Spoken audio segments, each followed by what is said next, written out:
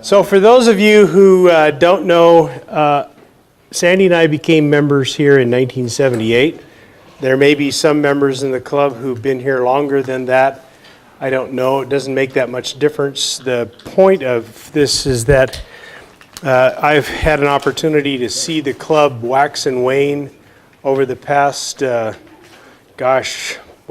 years or 40 years plus. And as a result, you gain some knowledge about how the club has changed and how it's evolved. And I think probably most of us would agree that the last decade has probably been one of the biggest challenges for Hidden Valley Country Club. Certainly the last 8 years has been. So we're at kind of a critical stage, as you heard. From the first presentation from Mike, I thought his presentation was insightful about our financial situation and where we are. But I'm optimistic because I think there are things that will be done and can be done to shore that up and improve it. And we'll talk a little bit about that tonight and through the work of the committee. The other thing that I thought we learned a lot about from Rick's presentation a week ago was the status of our water rights, and I think that was informative, and we continue to learn more on that subject. And Rick, thanks again for your insightful and thorough presentation last week. So this is the third in the sequence, talking about the club's decision to go into strategic planning. Now, for what we've learned through an awful lot of research, strategic planning for country clubs is something that has really taken hold throughout the world, not just here in Reno, Nevada, or even in the United States. And there are several sources of materials that I'm going to show you that provide guidance about how to best approach this subject, why you should do it, and so forth. So the purpose of tonight's program is to discuss strategic planning. What is it? How does it differ from long-range planning? How did Hidden Valley get involved in the strategic planning process? What steps have been taken so far? What steps will be taken next? What is the end game? And how will an adopted plan be measured and evaluated? For most publications that we've studied, a general description of a strategic plan is a broad-based conceptual statement of the vision, mission, values, and objectives of the members. Not the board, not the club's leadership, not the general manager, but its members. Such a plan provides operational direction that can be measured and evaluated. Common sense strategic planning asks the club to address these questions. And some of us have asked these questions of each other, but we haven't really done a whole lot to try to answer them. Who are we at Hidden Valley Country Club? What are our strengths and weaknesses? What do we want to be? How will we get there? What strategic points deserve our attention now? And what matters should be delegated to committees or deferred? Long-range planning and strategic planning are different. Long-range planning suggests that something out there in the future, one that will get around to doing when all other pressing things are done. Strategic planning is planning for now. Without a solid and living strategic plan, a governing board is a ship without a rudder. Without a long-range plan, the governing board is unlikely to even know the difference. That quote comes from Edward Merritt. One of the things that our committee has been discussing as we work through this is the fact that Hidden Valley's priorities, visions, objectives change with the board and change with the leadership in the club, so that our operational consistency also fluctuates. Managers need direction. Managers need to know what our goals and objectives are, and they need to know what the priorities are. And that has never been more apparent than this year, when the board is trying to decide what priorities should be given to which projects and in what order. That's what a strategic plan is intended to provide you. It's the now effort. So how did we get here?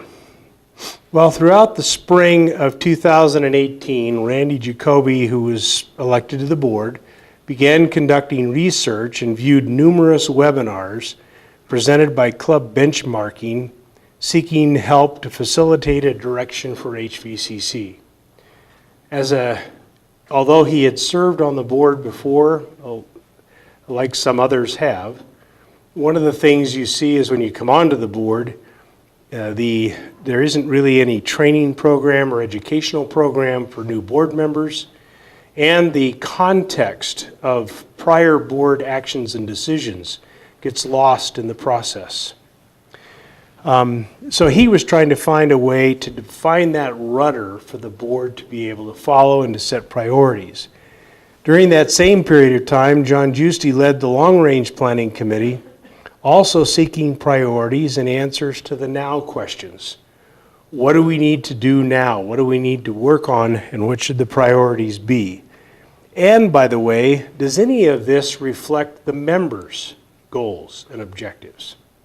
So for example, the Long Range Planning Committee would sit in a meeting and say, we need to go fix the traps. No, we need to fix the irrigation system. No, we need to fix the building. No, we need to do this or we need to do that. And yet none of that really was prioritized in any way. In June of 2018, the board held a meeting and discussed the Strategic Planning Committee and the Long Range Planning Committee's functions and objectives. And at that meeting, took the first vote to amend the bylaws to create the Strategic Planning Committee and combine its functions with the Long Range Planning Committee that we already had here at the club. On July 17th, the board conducted a second vote required or necessary to amend the bylaws and establish a permanent strategic planning committee. And at that meeting, they appointed the chairperson for the committee. I want to review the bylaw amendment because I think it's very important. It is reflective of the research that we did to determine how strategic planning should be operated and what permanent role the Strategic Planning Committee takes in assuring that that rudder is attached to the boat going forward. So I want to review some of the provisions of the bylaws. I doubt very many of you have read them or are familiar with this section. Essentially, they all reside in Article 7, Section 5 and 8 of the bylaws, which are on our website. First thing it does is it adds the Strategic Planning Committee as a standing committee of the club. Of the committees of the club, there are only two standing committees, a finance committee and now a strategic planning committee. It repeals the Long Range Planning Committee and it makes this a subcommittee of this group here.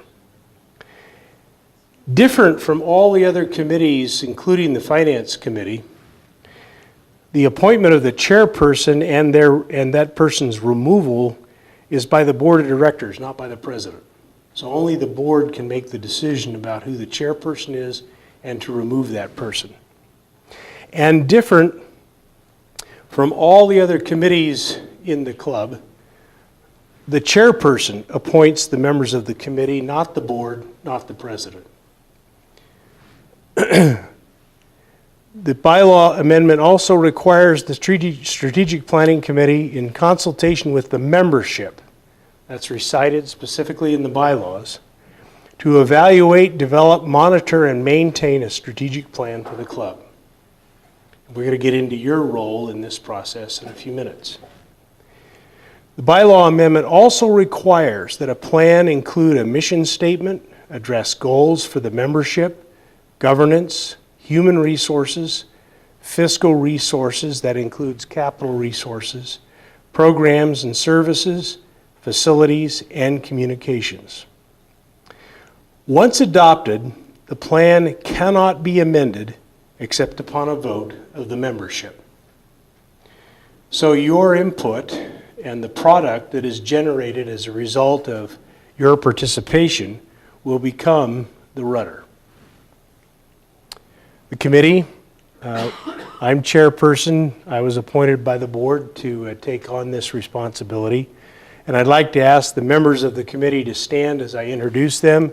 Jim Annis, Kathy Boyce, Bruce Breslow, Raylene Cudworth, John Este, Rick Felling, John Giusti, Joey Hastings, and Randy Jacoby. Thank you all for accepting this responsibility. Now, I don't know how you feel about this, but I submit that this group is a very diverse group of individuals that represent membership categories or groups within our club. I did that on purpose. I wanted to make sure we had a junior executive, for example. That's Joey Hastings. She is the CEO of the National Council of Juvenile and Family Court Judges. And I think you know a lot of the other folks, and you saw what Mr. Felling can do last Monday. Already we've met. We've had meetings on August 8th, September 18th, October 16th, November 20th, and December 11th. Not a single meeting has taken less than 2 hours. Most have been almost as much as 3 hours. The materials that the committee has studied. We've really gone about this, I think, in a thoughtful way, trying to access as much research on this subject as possible. And this material is available to any or all of you if you wish to have it. I've got a binder that contains the whole group of documents that we've reviewed. If you're interested in that, we can have Jennifer make a copy for you if you'd like to see it. These articles or papers include Club Services Guide to Strategic Planning, Edward Merritt's Strategic Planning and Management, Hidden Valley's 2010 Reserve Expenditure Study updated March 23, 2008. I want to briefly talk about this document. This was generated back in 2010, and it is a spreadsheet that advises the club what capital expenditures, what assets by category, and it's very specific, need to be replaced. And it goes on, I mean, like I said, it's a spreadsheet this long, and it goes on for 4 or 5 pages, and it lists out all these assets. But given the financial condition of the club, what you see is that even though the expectation was that capital expenditures would be made to replace certain items, they had to be bumped forward to another year, to another year, to another year, to another year. So that, for those of you who haven't really been tuned in to what the capital needs of the club are, let's just take 2018. The schedule calls for $267,000 in expenditures in 2018. The resources available to club has resulted in a total expenditure of $19,000. The schedule calls for $547,503 to be spent in 2019. Now the problem with the schedule is this. When you look at it, it isn't prioritized. It just identifies when in the assessment of the preparation of the schedule a determination was made that a particular asset needed to be replaced. But it isn't necessarily prioritized. That needs to be done by the committee and more. And frankly, a number of these figures need to be updated. And as an example, the schedule calls for replacement of the irrigation system in 2025 at a cost of $1 million. Anybody who knows the course or has been involved in this process is aware that we probably can't even wait till 2025 for this irrigation system to be addressed. And some have expressed the concern that the irrigation system could become a problem immediately. So this is another example of a situation where prior boards doing the best they could were forced to put off extremely expensive projects, but we know that they're there, and we know that they're present. We're going to have to deal with them. We've also reviewed the Board of Directors minutes for 2015, 16, 17, and 18 to date. The audited financial statements of the club for 15, 16, and 17. The monthly financial statements through October of 2018. Club benchmarking that provides guidance on how you develop capital reserve studies. Club benchmarking for capital strategy modeling. Club managers, the changing world of country clubs. Gary Brawley, who is an architect of golf courses, sent us a proposal for a master plan approach on August 10th, which we've reviewed. Stanka Consulting did the groundwater rights study that Rick referred to last Monday.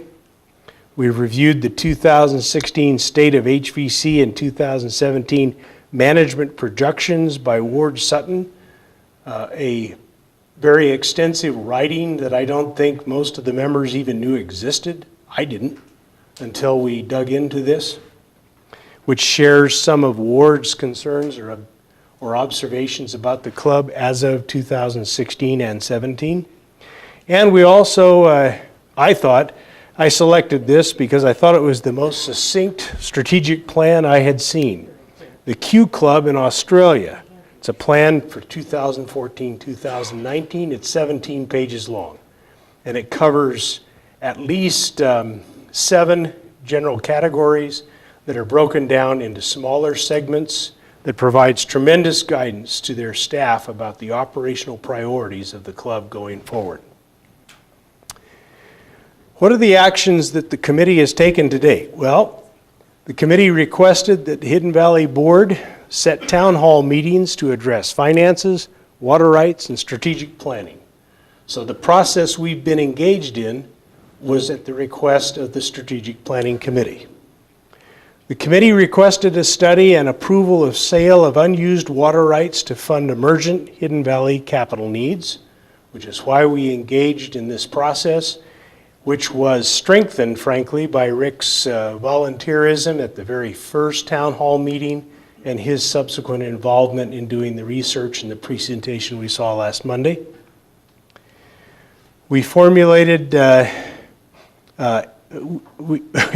we formulated and administered a staff survey, which Mike tells me has been completed tonight, and he'll be sending me the results tomorrow. We formulated and initiated a members survey, which commences today, and at some time between 4 o'clock today and 5 o'clock today, those of you who are registered as Hidden Valley email recipients got your survey. I'm advised by Mike that 527 potential survey participants are registered and received their emails. There are another 160 folks who are not registered. We either want to get them registered or get them hard copies of the surveys to participate. That brings us to about 687 potential participants in the survey. We initiated a logo and identity study. One of the first things that Mr. Sizemore pointed out to the committee, and frankly all of us have been around here so long we didn't really pay that much attention to it. We only have 6 logos on this property, just 6. We recommended board approval of the member assessment. And so you had been hearing some information about the assessment. I want you to know that that comes from a recommendation of the board, or of the committee to the board. My understanding is that that was passed last month and will be on our statements in January 1st for $400. Why? Well, the Finance Committee will be reviewing its report tomorrow. And although there has been some progress made on the cash flow, we're still negative about $150,000 $65,000 to $70,000. We hope that in December that can be trimmed further, but in any event, it's obvious that without the assessment, the cash flow of the club would be in serious jeopardy in January. So we can't sit around anymore and watch while Rome is burning. You've got to take some action. And the reality is that these costs have generated those cash flow problems, and some of the issues Mike discussed in the first meeting that we had about finances. And I think this is the reality that we face, but something that we can overcome. So what steps will be taken next? The committee is going to review and distribute the member survey results on January 15th. You have till January the 7th to fill out the survey. So we should have both staff and member surveys by that time.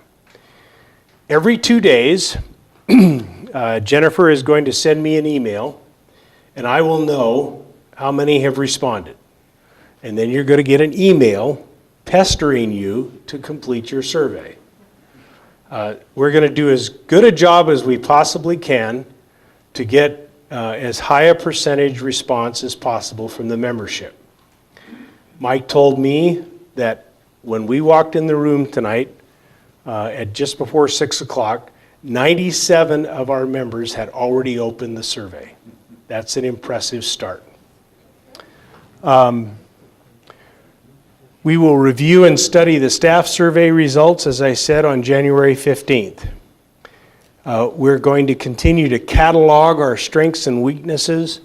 The committee has had active discussions about what the committee members think are our strengths and our weaknesses. And it's been interesting to hear the different points of view on this. This will be an ongoing process, not only with the committee, but with the membership. As we schedule and conduct member focus group sessions from January through April. So as I have mentioned to some of you in the past, we hope to have focus groups of 10 to 12 members at a time. You'll be meeting with a member of the committee to take about an hour here at the club and talk about several of these issues and what your thoughts are about Hidden Valley and various categories that I've mentioned. We're going to continue to study and recommend a water resource plan. January 15th, we should have most of the information that Rick talked about and should have the results of what Jason King thinks about some of the open questions that Rick talked about. So the committee will be vetting that also on the 15th. We hope to solidify our identity and logo evaluation. There's been a plethora of different logos that have been worked on. There's been a bunch of different identity suggestions that have been kicked around. We should have a lot more to work with by January 15th on that subject. We're going to spend a lot of time on the 15th talking about recommended membership categories and development. Mike Sizemore is currently in the process of trying to build the budget for next year. And critical, as you've seen from the financial information to that budget, is what is our membership base going to be next year? That's essential. So we want to try to make sure that our categories of memberships are going to be responsive and help develop that area for the budget for the board to work on in January and February. We're going to continue to study, study and develop our vision, mission statement, governance plan, course improvement, staffing, food, beverage, clubhouse facilities, and capital resource plan from January through April. I hope to have a review for the committee of a draft plan by April. And we'll circulate the plan to the membership by May. And we'll ask the board to approve the plan in May. That's the schedule. Some of the committee members are learning about this schedule tonight. I finished it over the weekend. We're not going to, I don't know if anybody have ever been on a committee with me, but we're going to be goal-oriented, I'll tell you that. A couple things I want to mention, for example, what's included, for example, in governance plan. A lot of people have spent a lot of time working on our bylaws, and they've made great contributions to it. But one thing that one realizes when you read the bylaws from front to back, we have different phrases in different locations. Sections don't always connect with other sections. And there's also some very systematic things we should revisit. Country clubs all over the United States are reevaluating their governance structure. How many should be on the board? Who should be on the board? From where should that board member come from? What requirements should there be for the board member to be trained and be able to serve? Whether it should be an elective process or an appointive process, partially elective, partially appointed. Should we always assure that there is a woman or more on the board? Should there be representatives of junior executives on the board? Are we too parochial in insisting that all board members need to be proprietary board members? And is the nomination process something that's working or not? That's an example of what's taking place throughout the country under this topic. And we've got a lot of papers on this subject and suggestions to look at. Food and beverage. You as a membership needs to make an important decision as we work through this process. You'll see this developed in the surveys. Should we have dinner out here? Our committee took the survey before you guys did, so we could try to anticipate some, language problems or some technical hiccups.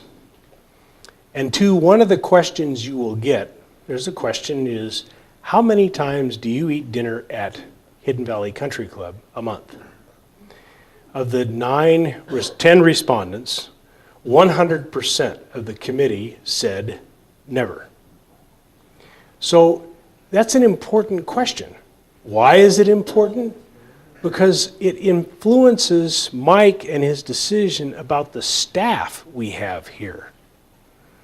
Do you need the kind of staff if you're not going to be serving formal dining? Yet, if the membership wants formal dining, then we need to be responsive to that request, but we also recognize the cost that goes with it in the meantime. Probably one of the biggest issues that we need to address when we talk about our mission statement is, what are we? Roger Ashby and I have had this conversation going back 20 years at almost every time we play golf someplace. Are we a country club or are we a golf club? And there are meaningful differences between the two. And by the way, depending upon the one you select, it has a huge impact on the kinds of priorities you make in terms of the operation. Is this place Montreux with massage therapists and kid programs and all this kind of stuff? Or are we really, truly a golf club? Have we evolved into that club or that description of what we are? Because the emphasis here is on golf, and probably the emphasis on other things is much less. This we hope you'll share. This is your role. You're making this decision, not the committee. You're the one who's influencing this decision and the priorities that flow from it. So when you get to the end of the survey, you're going to see a question. And the question asks you, what are we? I don't know if anybody's ever answered that or even asked themselves that question out here. But you're being asked that now. And in response, we ask you to explain. So what I'm asking the membership to do is don't look at this survey and say, I can take this in 25 minutes. By the way, that's what our committee did. But it was only because I asked the committee to answer the questions, the some 50 or 60 questions that are in the survey. They didn't get into the other larger questions, the comment sections. And I'm asking you to be thoughtful when you fill those out. Take more time and think about your responses. We're also going to, so what is the end game here? The end game is to produce a written strategic plan that includes a vision statement, a mission statement, the goals and objectives for at least these categories: membership, governance, human resources, fiscal resources, the course, capital requirements and resources, needs and funding, water and irrigation, land use development, programs and services, facilities, and communications. How will an adopted plan be monitored? Well, first off, as you saw from the bylaws, the Strategic Planning Committee is a dynamic committee. That is to say, not that any of us are dynamic on it, the committee is dynamic in its function. It operates every year, and its role going forward is to assure that the board stays on track with the adopted plan and we don't veer off of it. The board needs to be held accountable by the committee, and the board needs to be held accountable by the membership. If we adopt this plan, the membership needs to hear from you or hear from the board as to how they're following the plan. You need to hold the general manager and the staff accountable, and you now have a fixed set of standards by which to measure their performance or lack of performance. We need to be more transparent. One of the things that has consistently been raised by my committee members is the need for this place to be more transparent. The members need to know more about the operation. So we're advocating a minimum of 3 town hall meetings a year to focus on the very kinds of topics we've been discussing here. I trust that many of you have learned more about your club in the last 3 town hall meetings than you've known before. And we want to continue that effort. So there's no reason for you not to be aware of this except at an annual meeting. You should be aware of it on an ongoing basis. And so that's why we propose the increase in the town hall meetings. I want to make some general observations from things I've heard from committee members and from things I've heard from members of the club. First of all, what should be apparent to everybody is Hidden Valley Country Club has tremendous value. You all have an investment in this place, not just a membership, an investment. You own stock in a company that is successful. So why is it that so many, I'll say many, members are not the best ambassadors for a club and a company in which they own stock and in which they want others to buy stock? Repeatedly, our reputation suffers because our own membership makes it sound like our company is something we don't want others to buy into. We are the oldest country club in the state of Nevada. We have unencumbered land. We don't owe a dime against our property. We have more than sufficient water resources, unlike many golf clubs in the state of Nevada. We have bright, talented, and enthusiastic members who care deeply about the club and the membership in it. We have an outstanding greenskeeper. We have a knowledgeable, talented, experienced general manager. I think you've seen that from Mike and his conduct since he's been here. We have an outstanding golf professional. And I think for the most part, we have an efficient, thoughtful staff. We enjoy a golf course that is in the best condition in years.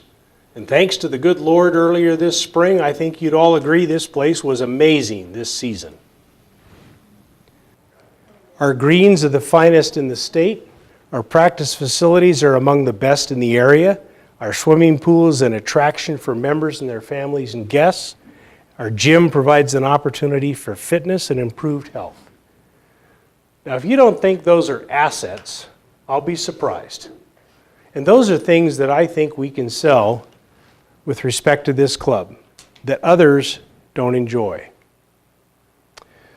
So I'm asking the membership, don't be a part of the problem, be part of the solutions.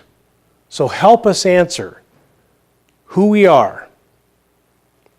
What do we want to be? How will we get there? Please complete the survey, participate in the focus group discussions when asked. Thank you.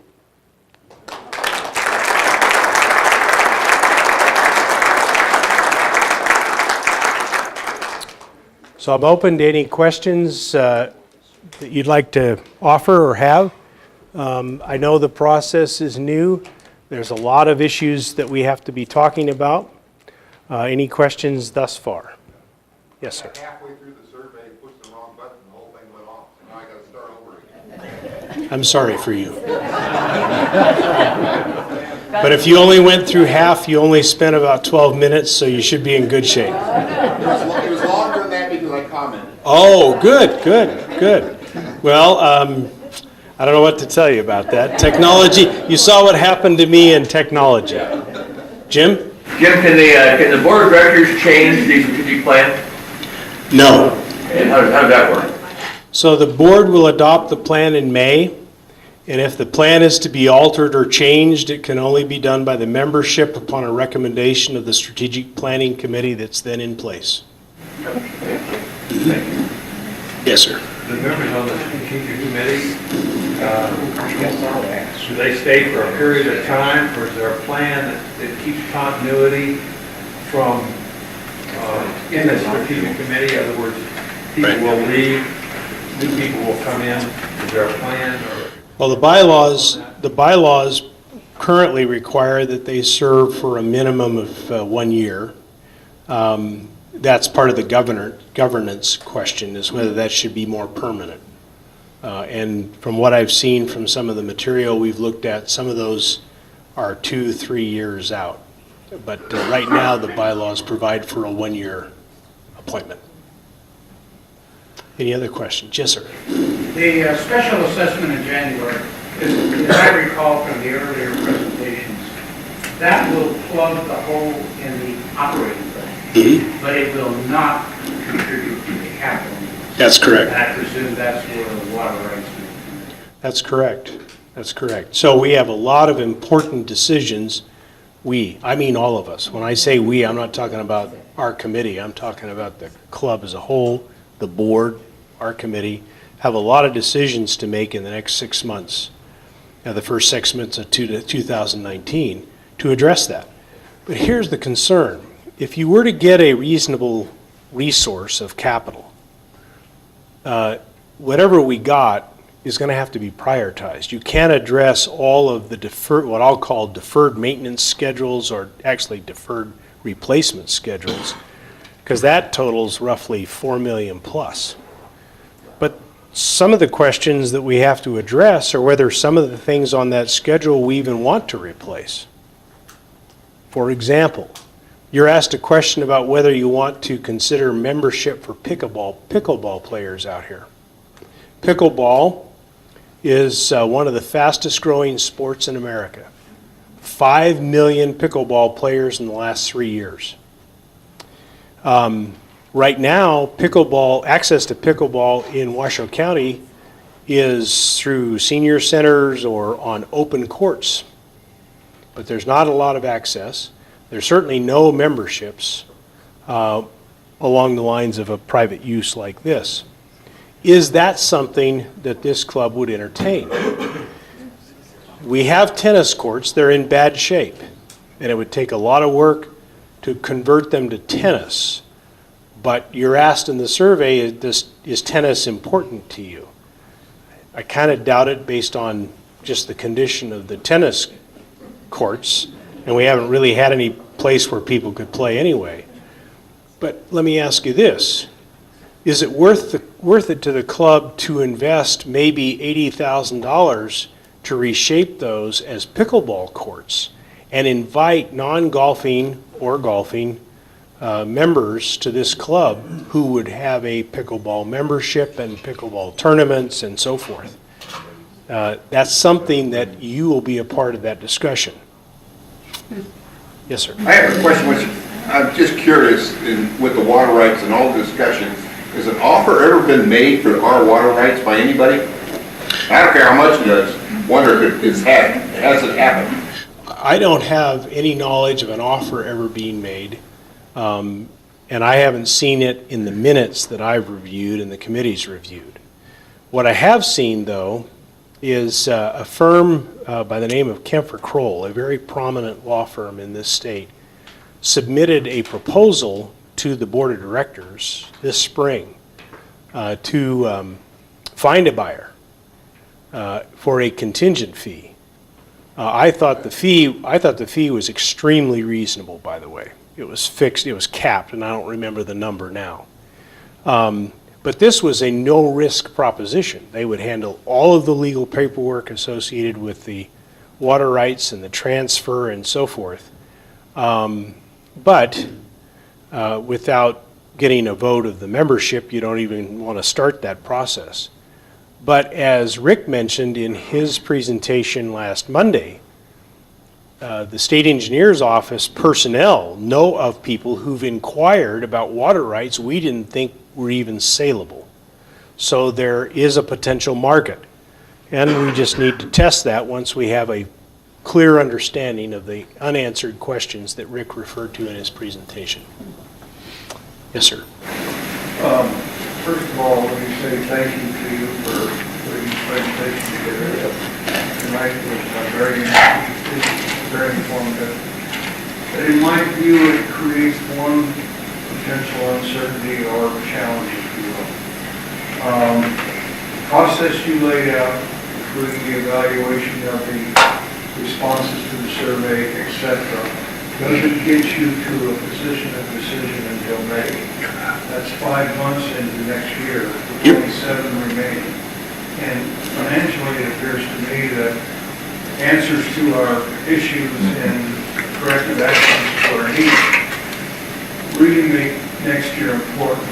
And by the time we get to the end of next calendar year, we have to be a lot more solid than we are right now. Is there a reason that we should accelerate your process? Yeah, the premise of the question was there are a lot of financial decisions that need to be made. Is there a reason we don't accelerate the process? There isn't a single article I read that has a do-it-yourself, which is what we're engaged in, strategic plan process that takes less than a year. We could have hired a consultant at a cost of somewhere between $30,000 to $40,000, Randy? I think that's $60,000. That would have accelerated it some, but we don't have $6, let alone $60,000. So the board elected to go this way, using our own membership to chair the committee.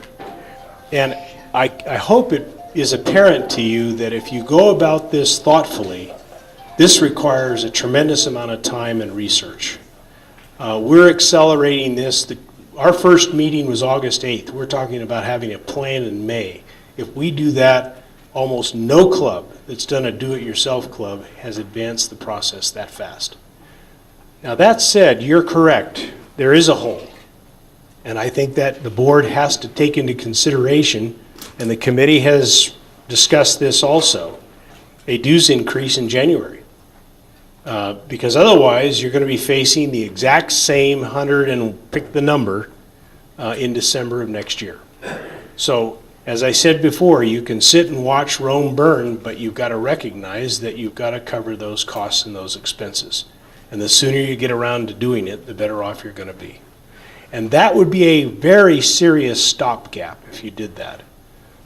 Mike's presentation showed you that if you had increased the dues like most clubs have done at a 3% rate, and as you saw, the dues here haven't been increased significantly or at all, or have been offset by other alternatives like a reduction in food and beverage and then a corresponding dues increase, which was in large measure a wash.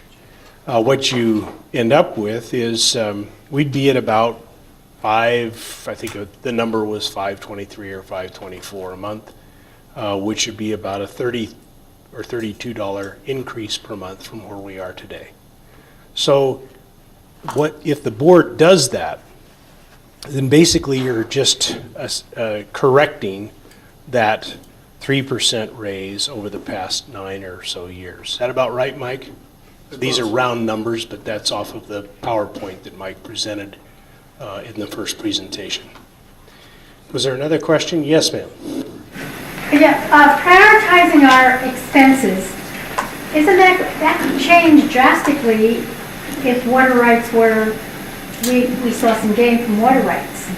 You know, we may right now say we want this prioritized, but if we have some cash flow, it may change completely. So how do we adjust for that?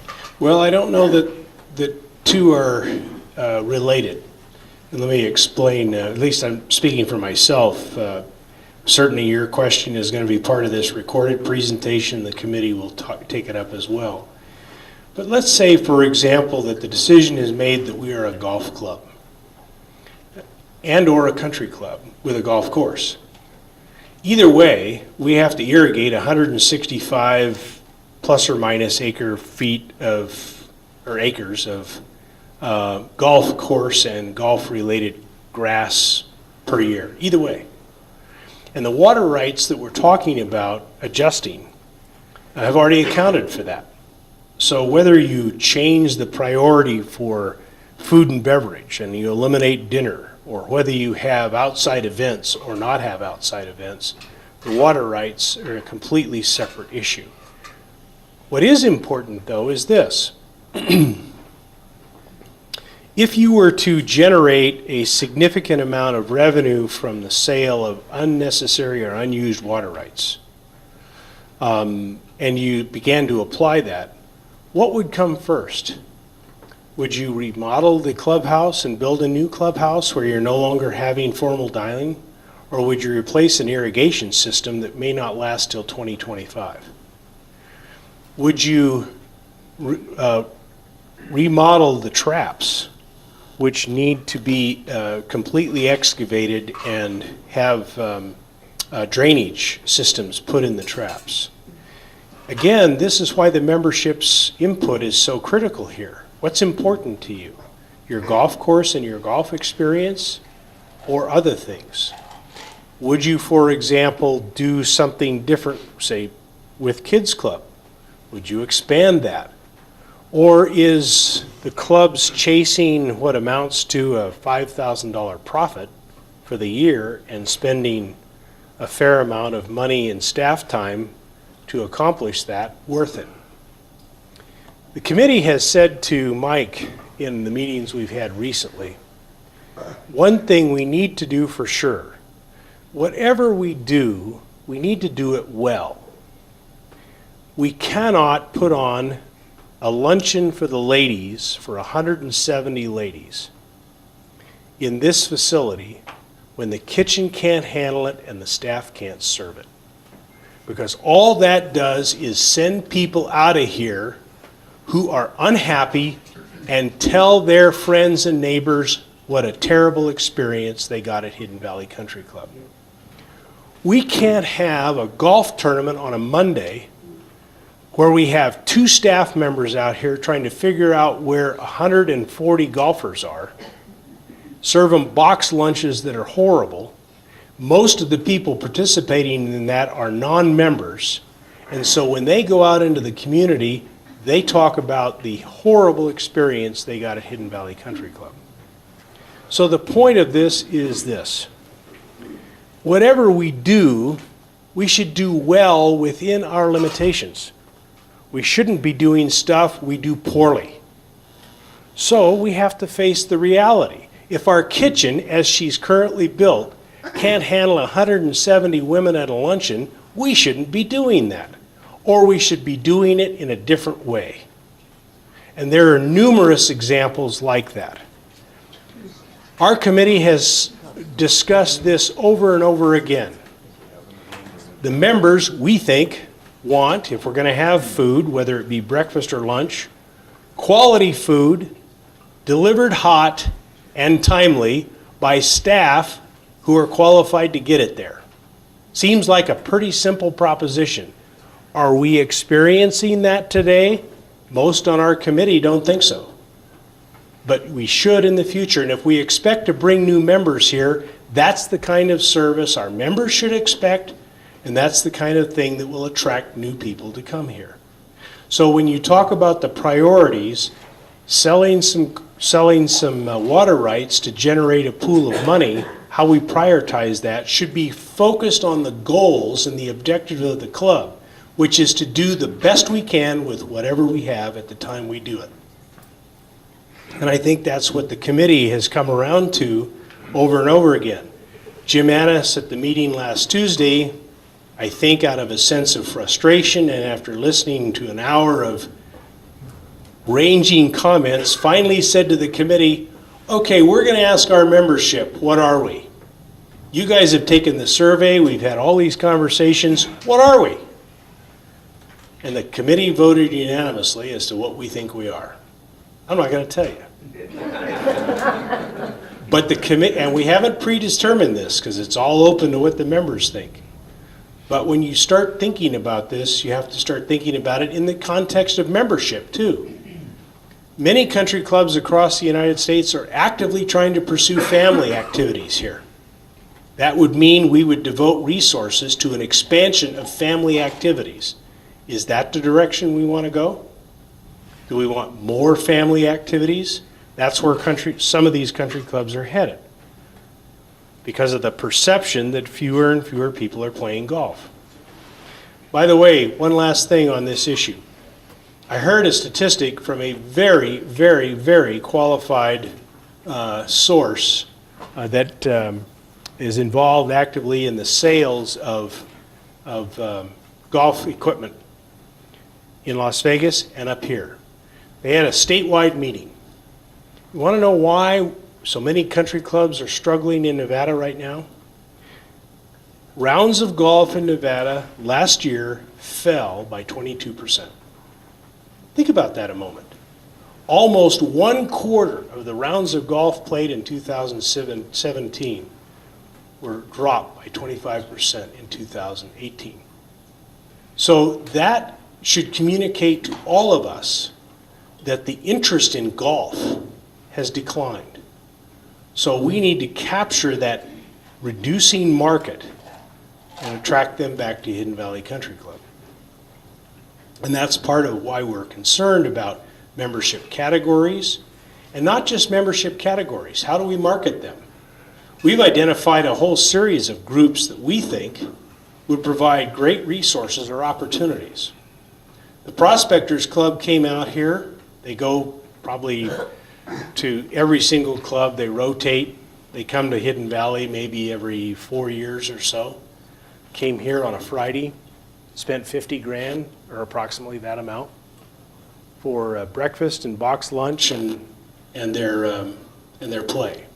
Very profitable for the club, very profitable. And probably 90% are non-members. But that 90% are also potential members here. So that experience is really critical. And that group is a group demographically that is getting back down into the age group we want to attract, the folks between 40 and 60. And that's what we want to try. We want to target these markets and target these areas to go after. That's part of a membership plan. Is there any other question or comment? Yes, ma'am. We do a lot of talking about getting new membership. I think in the back of our mind, we have to keep the membership we have. I agree. And the membership we have is getting older. And I think you gotta be careful when you start adding dues, assessments, or any of those kind of things. So think about keeping the membership you have. Well, okay, here's the problem. With the membership we have, we're $180,000 upside down cash flow. So how would you suggest we pay for that? I'm just saying, be careful. Well, you know, I appreciate that. I appreciate that. I appreciate that, but it's like anything else. If you want to be a member out here and the base costs are the base costs, then we're going to have to pay the base costs. And we haven't been paying the base costs. So when one says to me, be careful, if the message is, if you raise my dues, I'm going to leave, the response I would give is, no one wants anybody to leave. But at the same time, you got to be realistic. You can't continue to run this thing at a negative cash flow, or you won't be able to pay your staff, or the staff you've got are going to be unqualified. By the way, I want to talk about the staff. Just a minute.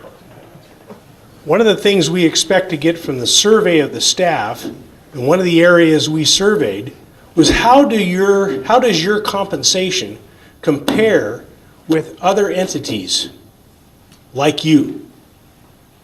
Because information that I have from salary studies would show that we're probably somewhere between 5 and 18% below competitive prices for salaries. We're a labor operation out here. We're a labor-driven operation. So ladies, when you have a luncheon and a server comes to you and can't even figure out who you are or that you have a salad or a piece of meat, perhaps that's a reflection of the salary you're paying or the training that person got. That's why human resources is a key part of this issue, and if we don't face up to that, you're going to continue to get mediocre service because you're paying mediocre salaries. That's part of what this staff survey was probing. So we have other areas that we're trying to address concerning human resources. So I appreciate the admonition about be careful, but my response is be real. I'm trying to be real, but I know we have an aging population. You know, one thing we can't do anything about is the aging population. If we could, we'd put that in the strategic plan, and I think everybody'd sign up for that. Oh, you do? Okay. You want to keep it? No, I appreciate that. But you know what? What we need to be focused on, because we are aging, is we need to go after that membership target group that's somewhere between 40 and 60. We need to bring the demographics down in this group, not have it go up. And if we don't take action to pursue actively those memberships in that category, then we will have people who age out and change memberships to social or simply withdraw from the club. So that's what we expect. If we have no plan at all, the place is just going to die because we're going to all age out. The key point is transparency. The issue that this lady talking about is important to a lot of members, but I think transparency and give the who, what, where, why the membership, I think they'll understand. I mean, it's bottom line business. Correct. And so you got to pay the cost. So if you guys can make sure that the transparency's there, the explanations are there for these things, I think the membership will understand. That is our intent. Yes, Bruce? Can we reiterate that we're going to be sharing the survey results with the members so that everybody gets to see what members want and what their peers like. So the transparency and the communication that we've had over the years has not been up to par. And part of what the committee's working on is making sure that communication and transparency and that we meet with every member to build this plan so that every member has an opportunity to not just have a voice, but we have to get to know our members. There's a lot of cliques here. There's a lot of people that have like 6 to 10 friends, but they don't know anybody else. And we have not done a good job of outreach to our fellow membership, to our new members, etc. So we're looking at all sorts of things, but it is about communication and the transparency that goes with it. The one thing, the first time I heard about the assessment, I remember on number 2 out here one day, one of the ladies mentioned to me, that, just from a gossip bill. So that's what I'm talking about. From a transparency standpoint, we don't need to get it from a gossip bill. We need to get it, we need to get it straight up. Because this is the situation. Right. And the website is great. You guys did a great job with the YouTube presentation. And if you could do that with all your meetings or all the important meetings, that would really be great. That's very helpful. That's very enlightening. Great. Well, we're going to try to do that. Yes, ma'am. Just a comment, I'm on the strategic planning committee for Assistance League, and we're going through the same thing, and we are surveying our members. And one thing that they're sharing are the comments that all of the members had made. I don't know if that's your plan to do that, but that was very informative when I read comments made by different members. Well, that's what Bruce was saying. We're going to share the results of the survey. The comments. Yeah, comments too? Oh, yeah.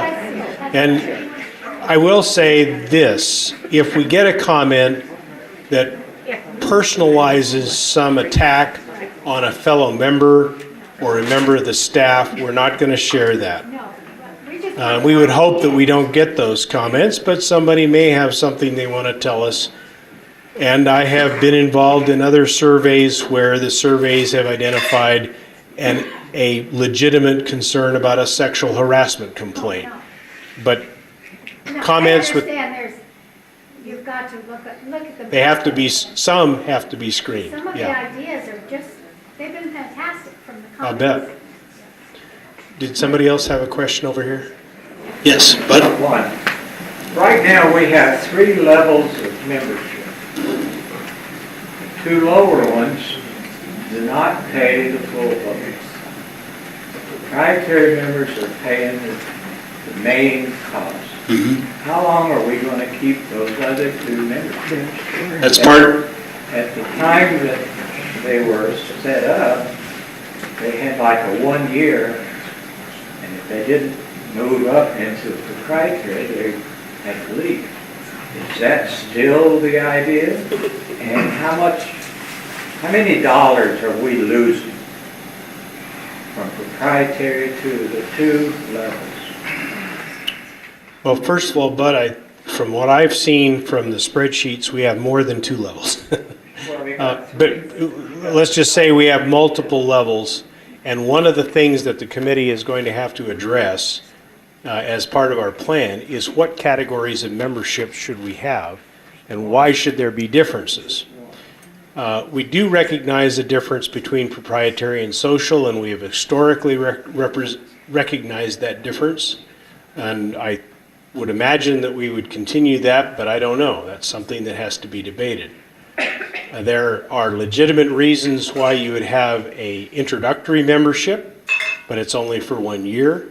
We have junior executive memberships.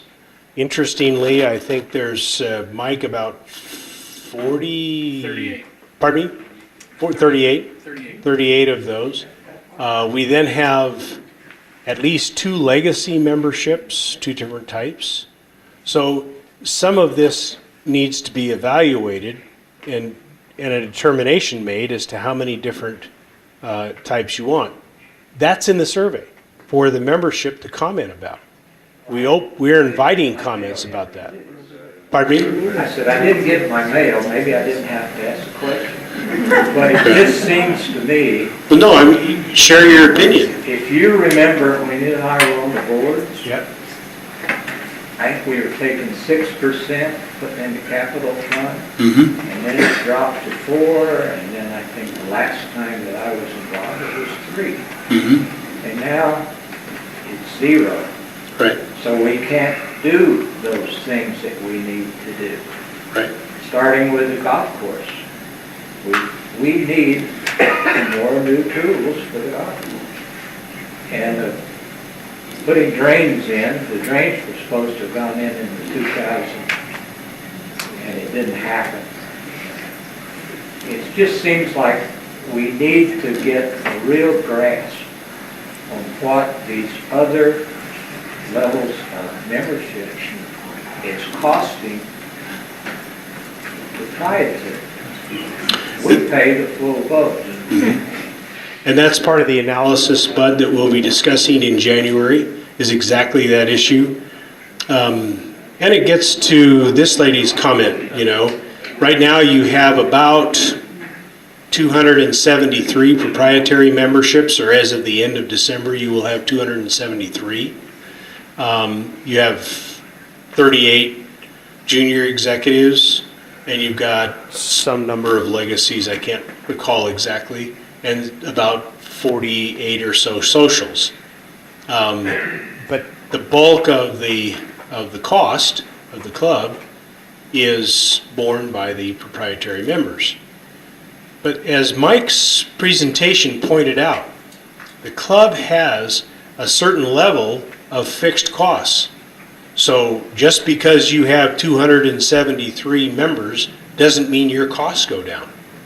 Those costs are going to be there regardless. And so you have to account for that. So you're absolutely right, Bud. That's something that needs to be addressed and needs to be brought back to the membership. But we want to find out what the members think. Maybe members here feel there should be more categories. But Mike poses a very good question to the committee. I'm trying to build a budget. I'm trying to add 30 members to this club next year. What should that look like? And where can we find those? And that's net after the usual membership loss you get, either because of aging or some other reason. So it's a very important area. Yes? In the coming year, as I understand this whole plan now, once you get the surveys in, you're going to get answers to questions. Those questions are going to lead to decisions as to food, staffing, the ground, the golf course, all of that stuff, which will automatically affect the budget, I would think.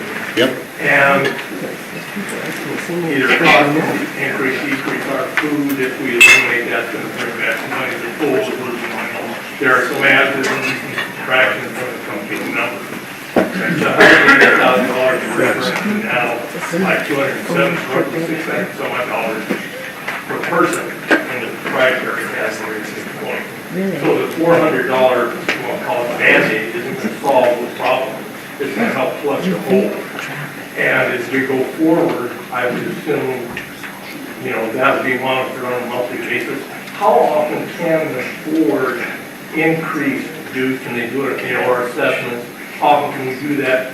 Because my anticipation would be we're going to have some kind of a potential hole to fill before or by the time we get to May. Under the current bylaws, they can assess the membership $400 a year. They can do that, they can do it in increments, or they can do it once a year. And they can raise dues periodically throughout the year. But what I'm suggesting is, if you operate just the same way as we did last year and everything stood static, you need about a $31 dues increase starting January 1st or thereabouts to be zero next year. And there's no capital contribution as a result of it. I mean, this is not hard math. Don, you've been... How are you going to process that? I mean, how is that going to be initiated to increase our dues by $32? When is that going to happen? It should happen right now. You're right, Don. The board meets this Thursday. I don't know whether that's an issue on their agenda or not, but the committee has already expressed its view that the issue needs to be taken up. And as I said before, the longer you put it off, the higher the risk is that your cash flow goes backwards if you stay static. Actually, I'm really proud of the membership and the fact that we're only losing 3 members from the time we started these town halls till the end of the year that we know about. So that I would consider to be a positive thing. That's a win. Yes, it is. Now, will that change between now and the end of the year? I don't know. Or the end of January? I don't know. But the fact of the matter is, we got to get going. It is what it is, and we have to go on from there. Yeah. Yes, but Are the board meetings still open to the membership? Yep. Now, one of the things that we've mentioned about governance, Bud, is, if you go to a public meeting, the open meeting law requires a posting of the agenda at least 3 days before the meeting. You talk about transparency, and the minutes have to be provided, and the meeting is open for anybody to come in and make 3 minutes of comment. I think part of the governance strategy for the strategic plan requires the same thing of our board, so that all of you know what's on that agenda. And it should be circulated to the membership. What the hell? It's your club. It's your business. You should know what's on that agenda. And 5 so, minutes to speak? what's that? 3. Still get 5 minutes to speak? 3. Yeah. Hey, Bud. Hey, Bud. We give lawyers 15 minutes in a death penalty case at the Supreme Court. You can do it in 3.